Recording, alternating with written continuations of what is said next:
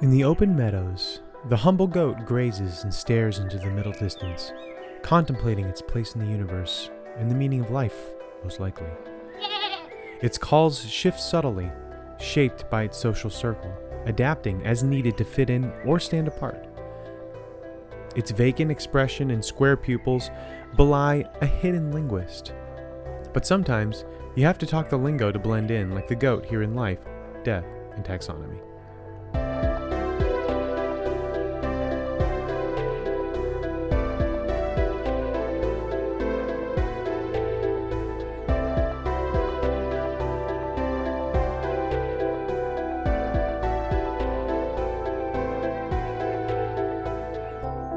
Welcome back to Life, Death, and Taxonomy. It's your 30 minutes of interesting animal information. I'm Joe.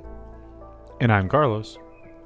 Thank you to Cassie for the creation of our theme song. To hear more of Cassie's music, please search Cassie Michelle on YouTube or Spotify.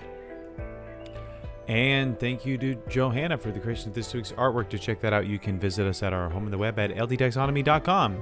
And a very special thank you to our patrons. Thank you so much for your support. It's greatly appreciated. Thanks for helping us keep the lights on. If you'd like to donate, just visit patreon.com/ldtaxonomy or click on donate on our website. And today we're talking about a screaming sensation, but more on that later. Interesting In general. that you would say that, because there was some internet sleuthing that discovered that that was never a goat that made that sound. Just go watch the odd. Go on YouTube and watch the Odd Ones Out. Screaming goat, internet sleuth thing, and it ended up not being a goat at all. I think it was a... That particular famous one, you mean? Because they do scream, but just, I guess, not that scream. It wasn't the one that's been used in every movie since. The hysterical scream. Yeah, I know exactly the one you're talking about. Yeah, it's playing in your head. You've watched Thor: Love and Thunder, or I actually can't even think of other movies that use the goat scream right now, but I know it's a lot. Maybe because I avoid them. I didn't even watch Thor: Love and Thunder, so I just happen to know that the scream is in there. But interesting tidbit. But yes, we are talking... What are we talking about? Do we even mention that? Talking about the goat. Yeah, talking about a goat. And since Greatest of all time. Yeah, since I am older than 20 years old, I'm not going to use that as an acronym for the greatest of all time.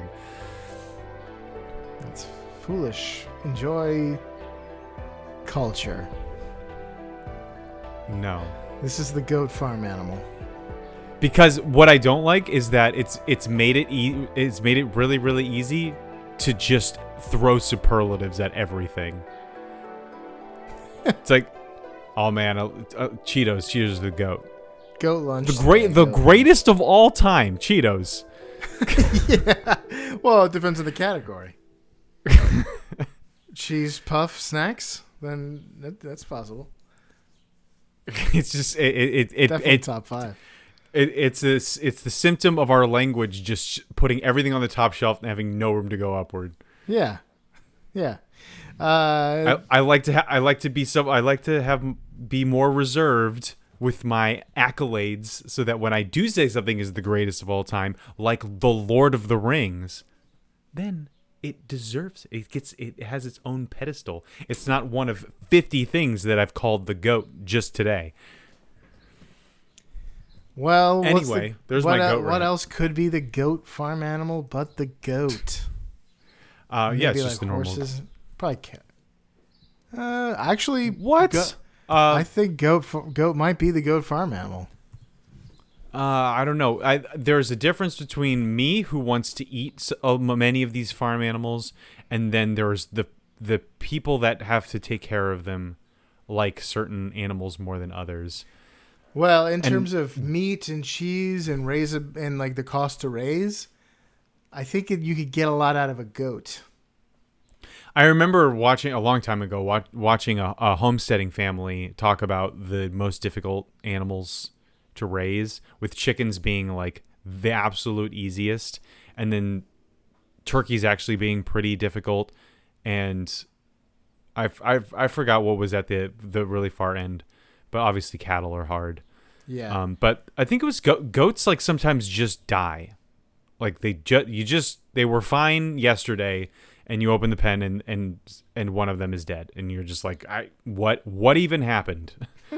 And they just have aneurysms, I suppose. Like so it's really hard. It can be hard to keep them alive sometimes. I don't know, but yeah, they are very useful. They provide a lot of things. How come there's no such thing as sheep cheese?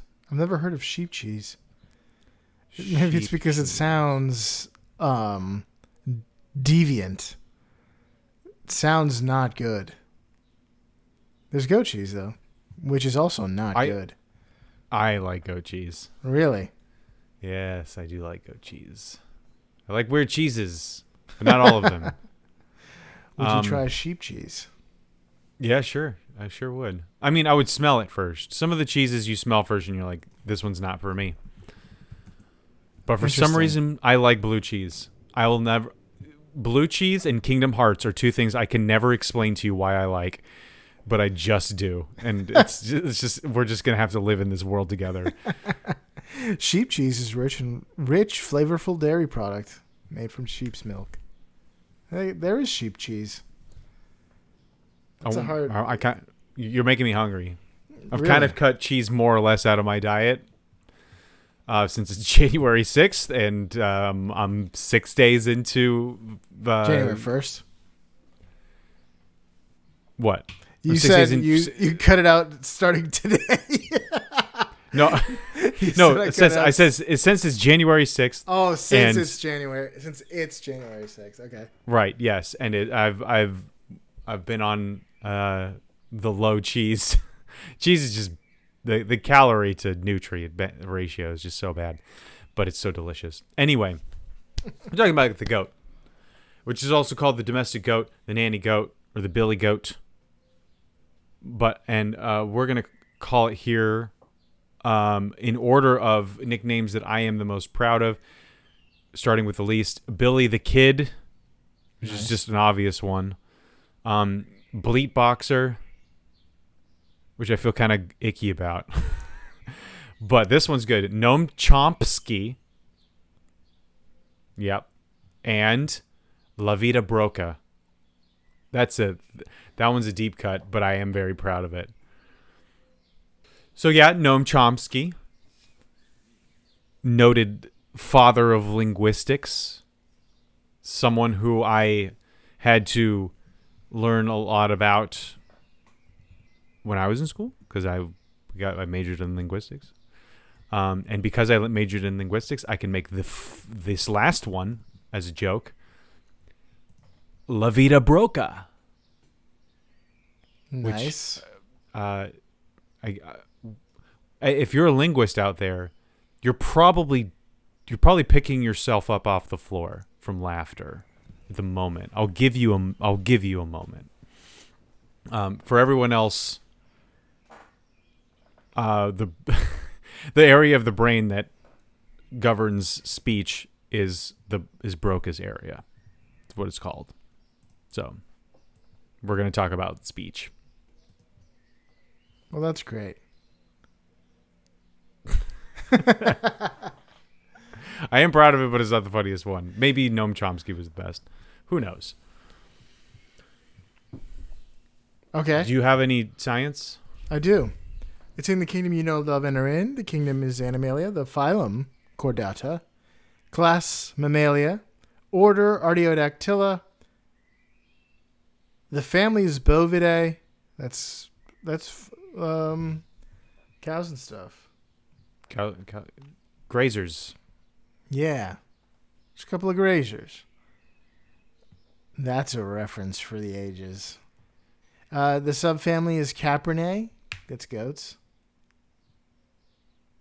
Small bovids. Medium-sized bovids. That's Caprinae. And the genus is Capra, which is goats. Domestic and wild, like the ibex. And the species is Capra hircus. Is that how you would say it? Yeah. Caprihircus. Where'd I leave my phone? Here, cuz. That's domestic goats. Correct. And since we are in the business of naming things, and business is okay. 2025 was a rough year. It's time for my favorite part of the show and the listeners' favorite part of the show. Critter groups. The part of the show where I ask you, Joe, a question, and that is the same every time. What is the name of a group of this animal, or what is the term of venery, or what is the collective noun? If you saw a group of goats, which if you are in the States and you see a goat, you're probably seeing a couple of them. It's probably a group of them. So what would you call them? Mm-hmm. Would you call them A, a trip of goats, B, a hop of goats, C, a butt of goats, or D, a graze of goats? Let's go with a butt of goats. I like a graze of goats better. Let's go with a butt of goats. Final answer. You think that the same person who named this term of venery is the person that named the seventh planet in our solar system? With that exact same sense of humor, the Shrek sense of humor. No, that is incorrect. The answer is a trip. It's a trip of goats. That's the worst one. A graze of goats is good. I'm happy to hear that because I made up the other ones. I'm glad you like the other ones more. A good graze of goats. I like that. Keep it that. A trip. We're gonna move this graze is gonna graze over here. The graze grazes. Yeah, the graze grazes. The sun also grazes. The graze grazes mainly in Spain. Yeah, so it's a trip of goats. They're having a great time. They're on a trip. Okay. Would you like to know what they're called? What they look like? I do. I have an idea, but it looks like a goat. It looks like a sheep with no wool. It looks like a little bovid that could. A pot-bellied, long-faced, square-eyed, two-horned, fluffy, tufted tail. It sounds like creature. It sounds like you are Rufio insulting Robin Williams. Yeah. In Hook. It's a two-horned, square-eyed, snot-nosed, thick-spined, human teethish grin. Bovid. Paramecium brain. Yeah. And they, as with many domestic creatures, they come in a variety of colors: brown, white, black, gray, speckled, non-speckled, depending on what kind of sticks they're looking at. But sheep are speckled based on the kind of sticks they're looking at. Yeah, it's the biblical story of Isaac. No, not Isaac. Jacob. Jacob and his father-in-law. Oh yeah, that is a deep cut and also a very odd story. Yeah, where it's either like, I looked up today what do scholars say that was going on there, and they're saying it's either that they're saying that, like a lot of people say that like it's either a metaphor for selective breeding, or it is like God is using this superstitious belief and like allowing and basically what Jacob thinks is Jacob thinks is going to happen happens because God is like moving things along. Or they think it's like some ancient phrase that refers to selective breeding. I don't know. It is a very odd story. It does seem like Jacob did magic. I showed them the sticks and they were and They came out speckled, or then not speckled. It's been a while since I've read that story, and Funny stuff so like confusing. that often could be like an ancient metaphor or euphemism that, it's hard to know what that means now. But anyway, yeah, you've seen them. You've seen goats. They come in a variety. The sizes and the colors vary, as is often the case with domestic creatures. The square eyes Yeah. are the weirdest part about them. That's what I was going to say. The most strange feature about them is that they're square eyes. And it wasn't until like maybe I was in high school or even an adult when I realized I heard that. They have square eyes. That they have square eyes? Yeah. You hadn't spent a lot of time around goats in your youth? No, I did not look them in the eye. They are disgusting creatures. They can't look in the same direction. It doesn't seem they're looking in opposite directions. So it's kind of like birds, where they just seem so alien. Yeah. But it's hard for them to be as cute as other farm animals. Often, I think now that I'm looking at, it's because they have those weird human teeth. And a goatee, and they've got, they've got a goatee. They've got those flat human teeth, and square eyes. Panoramic peripheral vision. But it gives the impression of smooth brain, no thoughts. It does. At empty, no thoughts. And it's not far off. Well, they're a little bit more complicated than you might think, as we're going to learn in a bit. Okay. But not now. You got to tell us something else. Oh, that's right. I got to tell you about their size and It's your dimensions. Welcome to the beloved Measure Up segment, the official listeners part of the show, the part of the show when we present the animal's size and dimensions in relatable terms to a quiz that's fun for the whole family. It's also part of the show that's introduced by you when you send it on yourself saying, singing, or chittering the words of Measure Up into ldtaxonomy@gmail.com. We don't have a new Measure Up intro this week, but that means we get to hear from an animal, and Carlos has to guess what it is.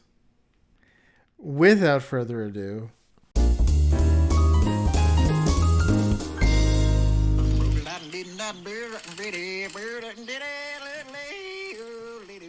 I'm looking for Granny Puckett's house.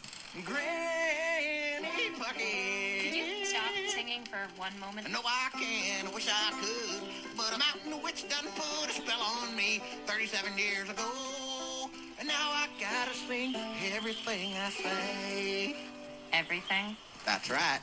You just talked! Just now! Oh, did I? Did I? Did I? Did I? Did I? Did I? Did I? I think he's going. I have no idea. No idea. What is this? BoJack Horseman? No, it is from Hoodwinked. That is J-Beth the goat. Oh my, Hoodwinked. I've never seen that. But the did I is like a famous internet sound even to this day. Is it? Yeah. I've never heard it as an internet sound. That's not surprising, but still. Usually those sound clip memes make it into something I'm watching. Mm-hmm. Yeah, I've seen Hoodwinked back when it came out and have promptly forgotten everything about it. So probably like within 24 hours of having watched it. So I had no chance. Hoodwinked with an exclamation point. But that's that. Yeah. JPEth. We had a couple comments on Spotify.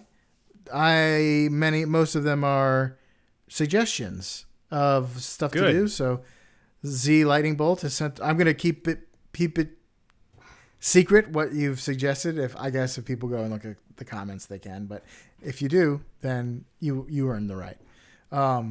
But we've got 4 new suggestions. Z Lightning Bolt sent 2, and Kev sent 2. So thank you to Z Lightning Bolt and Kev. Is it supposed to be like the lightning bolt, but with a French accent? No, it's literally Z and 3 lightning bolts. The lightning bolts. Yeah, Z and 3 emoticons of a lightning bolt. Emojis. So it's like it's the most lightning bolt letter and then some lightning bolts. Exactly. But then also Crazy Creature Caricatures on YouTube says Happy New Year. Nice. Happy New Year. Crazy Creature Caricatures is a YouTube channel. I clicked on it because it looked like they did caricatures of crazy creatures. And yeah, it's like a podcast where a guy draws creatures and you get to watch him draw it. And he talks. So thank you so much to Crazy Creature Caricatures. Yeah, people who can draw things like that just not only like off the top of their head and quickly, but while talking or doing something else. I mean, that is the closest thing to, well, not the closest thing. That is a superpower. Mm-hmm.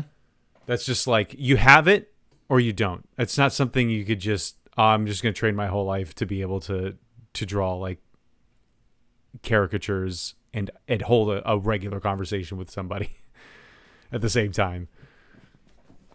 It's just, you were born with it. Or maybe it's Maybelline. Yeah, I don't think it's Maybelline. Also, Tetra Vermilion gave us 2 other animal suggestions, and I've already put them on the list. Nice. We're Love getting suggestions. I was literally plumbing the depths of the ocean for I think Tetra suggestions. Vermilion and Kev are the same person. Which means Kev is just trying to reach us wherever he can.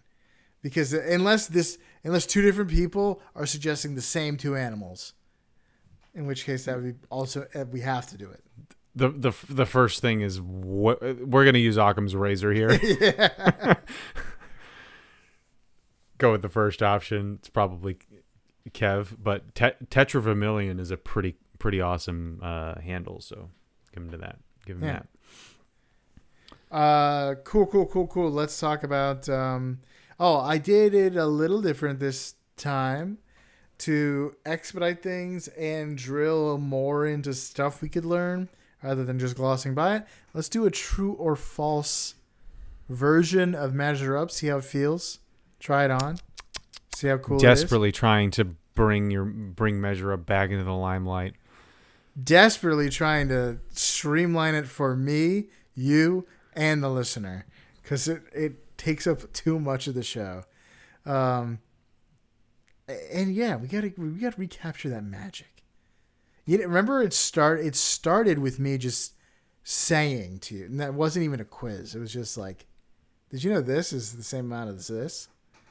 And pretty quickly turned into a game. It did. And we'll never reach the high heights of the mongoose into a cloud. That's the only one I think of. The million mongooses go into a cloud or whatever. Yeah. Your cumulonimbus cloud. That one's easy because it's a million. So heavy, but and yeah, you don't expect the cloud to be so heavy. But you've done. Yeah, there's been a lot of like, what's the distance between here and the nearest neutron star? Oh, I love that. Or the weight of a teaspoon of neutron star or something like that. A teaspoon. Anyway, the goat, height at the shoulder. Height at the withers is 16 to 42 inches. 41 to 170 centimeters. Let's call it 170 centimeters or 42 inches. In the ancient Mideast, kern stones, Quern, kern stones were used for manual grain grinding. Disc kerns were small enough to grind grain by hand and have been found all over the Zagros mountain region in present-day Iran.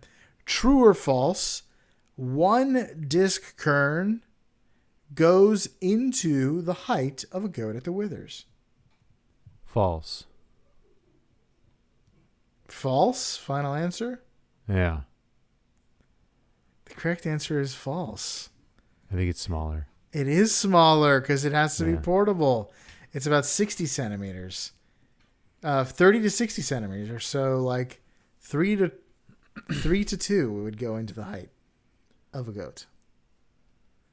I need to develop my neck muscles to support how big my brain is. Let's talk about the weight of goats. They're 20 to 340 pounds, 9 to 154 kilograms. So are people. We're talking about you. True, but we're talking.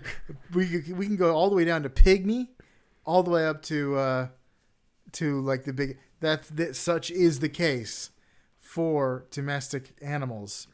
You can have a Chihuahua or you can have a Great Dane, but most adults fall into the range of 100 to 200 pounds.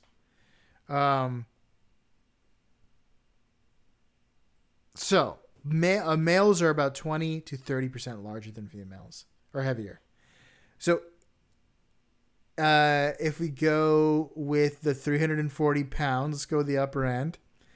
In the book of 1 Samuel, Nabal, the first husband of Abigail, who David later marries, was very wealthy as evidenced by the number of sheep and goats he owned. He had 750,000 pounds of sheep, if sheep are 200 pounds on average. True or false? He also had 340,000 pounds of goat. I'm gonna go with true. True. Yeah. How many goats do you think he had? I didn't do the math. I just said true. Okay. Yeah. Okay. This is the bad part of. This is the bad part of true or false. It is a 50-50 shot for you, but I mean, multiple choice is just a 25% shot. Is it really much different? Anyway, final answer: true. True. True. The correct answer is true. He had 1,000 goats. 340 pounds, 340,000 pounds of goats. Did you say 340 pounds? Yes. I thought we were going with the upper end of average being. No, I went with the upper end. Oh, I thought so. Yeah, well, still I got the answer right because it was You a did. 50-50 shot. But yeah, he had 1,000 goats, and then he did not want to give David and his men any lunch. And so David was going to kill him. David kill him and his whole household. And then Abigail said, "What if I give you 500 loaves of bread?" And he's like, "You're so nice to me. I'm going to relent and not kill your household." And then Nabal had a heart attack, and he got to marry her. Isn't that? That's the stuff of romantic comedies, right there. That's a Hallmark movie, if I remember right. Yeah. I wonder if they included that in that animated David movie that just came out. I'm sure they had to cut quite a bit of his life out. Yeah. It's got to be that movie. It's got to be just like up to David and Goliath. Like, can you imagine? It goes all the way to Absalom. Oh, brother, man. This is an X-rated I can't wait to the part where animated feature for the whole family. I can't wait to the part he goes on a collectathon mission with the Philistines. Yes. They in order to win, what is it? Michael for Michal or something. Saul's daughter. Mm-hmm. Yeah, the collectathon, that one. David was a violent dude. Goliath was the beginning of his bloodlust. Yeah. Anyway, That wasn't his idea, but he did execute on it. And he was like, "Wow, I'm actually pretty good at this. this whole killing Philistines thing. I just killed the biggest one. I'm gonna go." The small one's got to be way easier than this. It's all coasting from here. Yeah. And plus, I got these mighty men now. We're cooking. We're really cooking. All right, so what do we think about that? True or false? Streamlined? Dig a little deeper?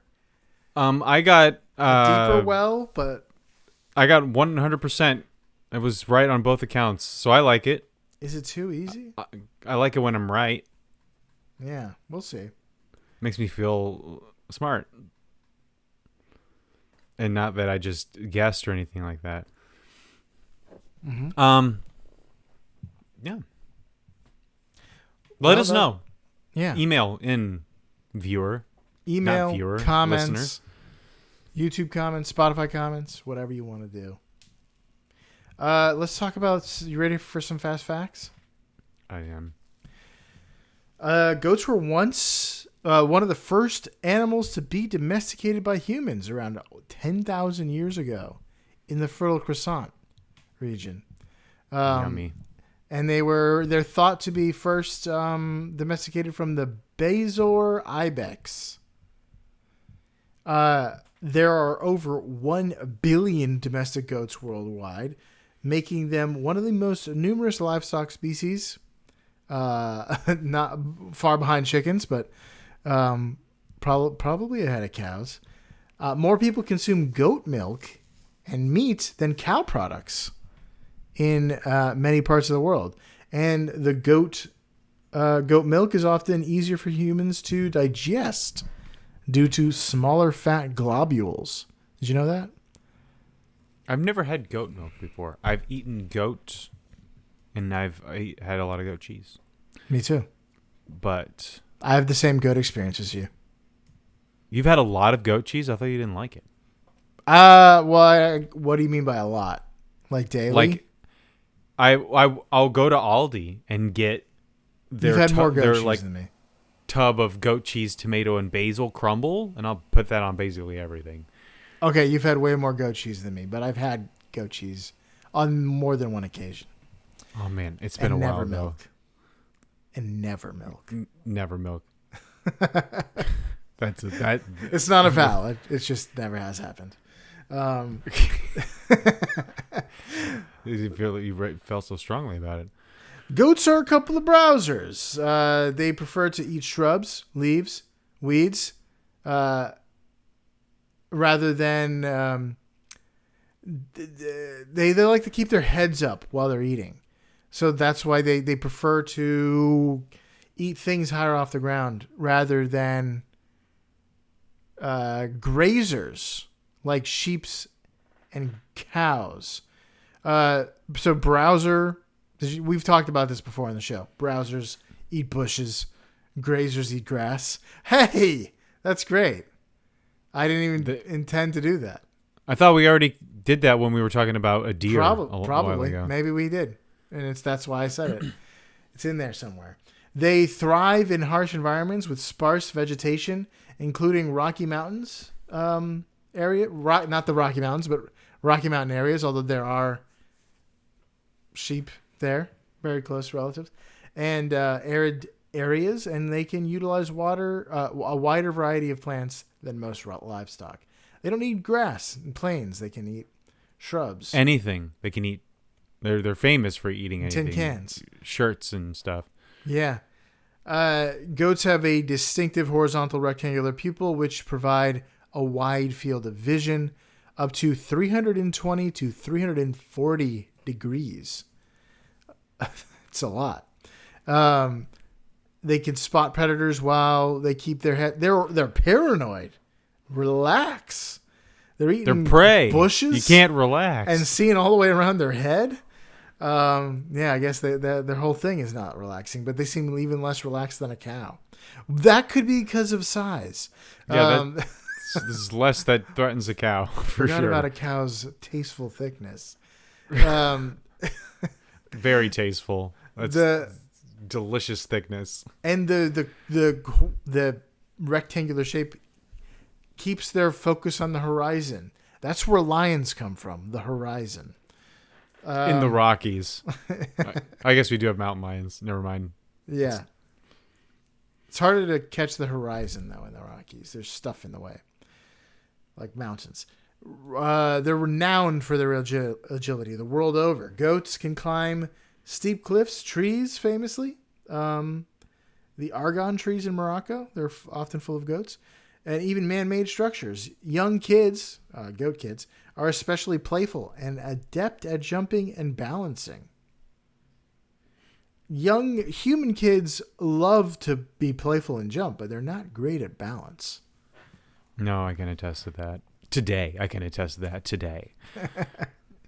There are hundreds of breeds, varying in size, coat, and purpose. There are breeds for dairy. There are breeds for hair, their wool.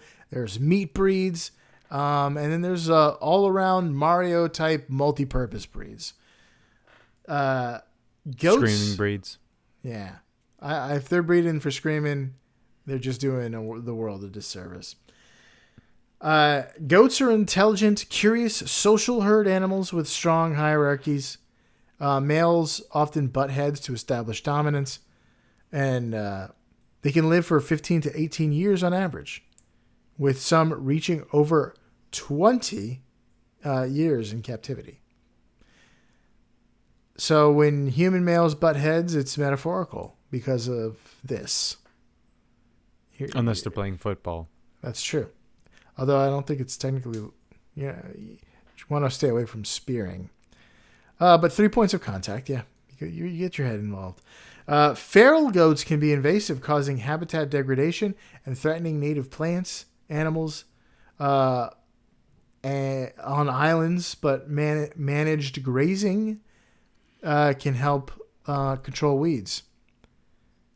So if you let them graze a little bit, eat the weeds. No big deal. But they're also delicious, so if they're invasive, go get those. There's a Curious George episode where they don't know what to do with a bunch of poison ivy, and the spoiler alert, they have a goat eats it, and that's what gets rid of it at the farmer's farm. Goats eat poison ivy? That's great. In this Curious George episode, that's about. Curious George would not lie to me. But with the man in the yellow hat, you got to watch out for him. I think he's a trustworthy chap. He kidnapped a monkey. I think he and brought it to a New York City apartment. Yeah, but he's got. Have you seen his hat? He's a maniac. He's a pith helmet wearing kind of guy. He seems to be. That was just the culture of the time. Imperialist Britain. You can't take my kidnapped monkey away from me, away from my Manhattan penthouse. It's part of my culture. He lived in Manhattan. He was an American man. Oh, that's a little. Yeah, he's American. They first live in New York. They just call it the big city. But it's tough not to like. It's New York, obviously, and then they go and live out. Could be London. Does he have country. No, goats can eat poison ivy. So, do you trust Google's AI or the man in the yellow hat? Well, the man in the yellow hat doesn't say they can't. He actually says they can. No, I'm saying which one's more trustworthy? Take your pick. Both together, corroborating. I believe it. Cross my heart and hope to die. What if its source material is just the man in the yellow hat? It's just Curious George. But that's all I got. AI would do that to me. Yeah, they would. Okay. It's time for the major fact, which I'm calling Kids Say the Darndest Things, parentheses, Bleating Hearts of the World Unite. A 2012 study from Queen Mary University of London revealed that young goats tweak their bleats to echo the quote-unquote accents of their social circle. So these researchers listened in on 12 I don't know how to pronounce this. Saanen. Saanen. I don't know what to do with 2 A's in a row. Saanen. That's the kind of goat. So there's 12 goat kids of this variety, and they recorded their calls at 5 days old, and they sounded like a generic goat. But then after 5 weeks, when they spent time with separate members of their individual trips, their bleats had changed. They had morphed into a matching accent. Subtle changes in pitch, in rhythm, in timbre made their goat calls unique and similar to the trip that they were in. And in these goat trips, herds, they can sometimes split and regroup. It helps them identify each other. Like, okay, you're part of my tribe because you talk like me. Even though everything got all mixed up because the farmer milked us all or something, I don't know.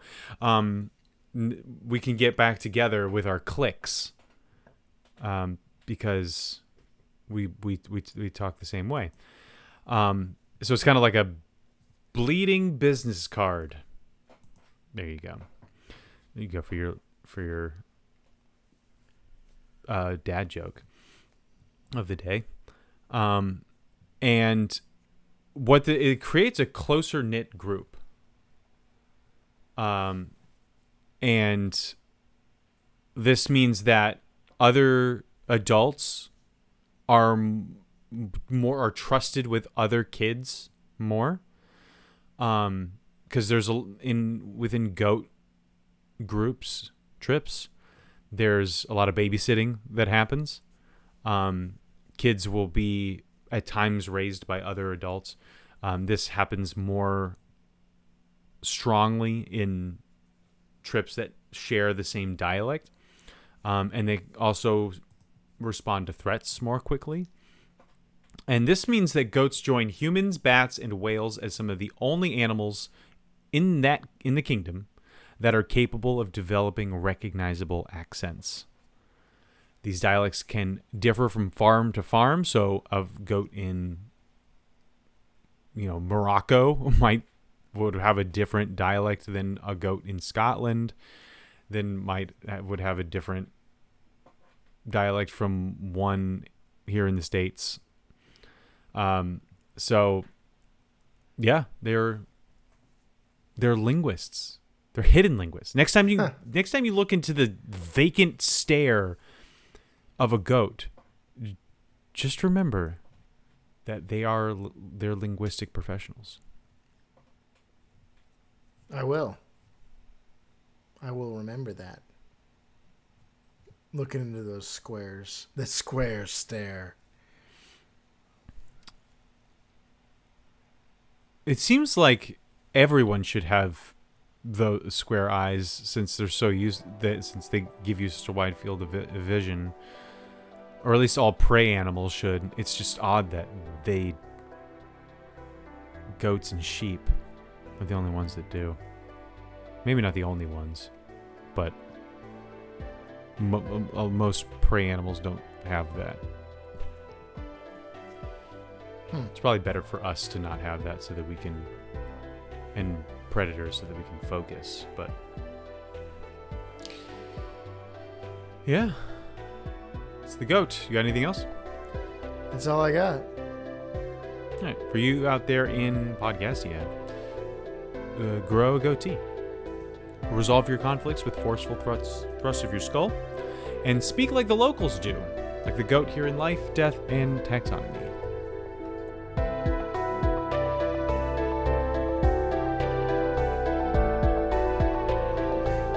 Hey Taxonomy Titans, I just want to remind you that we have a Patreon that you can find by going to ldtaxonomy.com/donate. All of our episodes are uploaded there. Sign up for free to engage with us, leave episode suggestions, or chat with other animal enthusiasts. If you find it in your heart to donate, it will help us cover some costs and continue to make the show. Plus, we'll thank you every week. Most importantly, Thank you all for listening.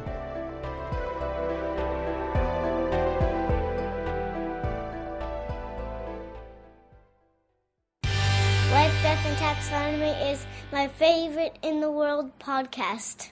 It's the GOAT episode. This is the GOAT episode.